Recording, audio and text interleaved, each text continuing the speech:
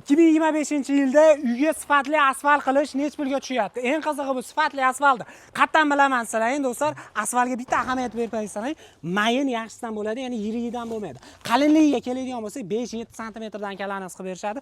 Zasipkalargacha chiroyli qilib berishgan. Eng qizig'i, uklonlargacha bo'ladi. Yomg'ir, qor yog'sa, suv tushib ketadigandan bo'ladi. 1 yil garantiya berishadi. Garantiyani og'zaki emas, dokumentalni berishadi. Agar 1 yil ichida biron narsa bo'ladigan bo'lsa, bepul servislar bo'ladi. Xo'p, 1 metr, ya'ni 1 kvadrat metrning narxiga keladigan bo'lsak, 60 ming so'mdan boshlab turib xonadonlarga 65 ming so'mgacha qilib berishar ekan.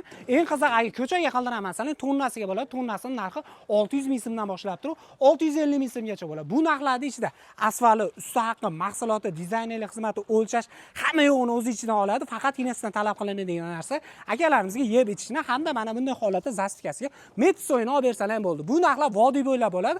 Vodiydan tashqari kelishilgan holatda kimgadir shunaqa sifatli asfalt kerak bo'lsa, do'stlar, Vodiy Farg'ona asfalt jamoasiga bemalol pastda nomerlarni qoldirib, bemalol aloqaga chiqaverasizlar.